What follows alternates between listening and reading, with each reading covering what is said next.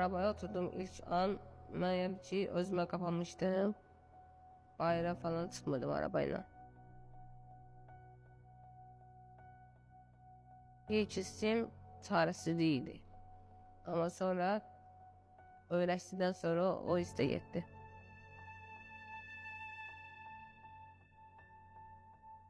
Sözün için desem ilk defa yanında güvenmirdim.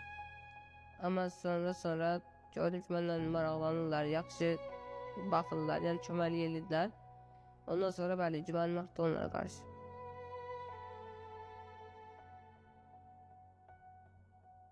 İlk etdiyim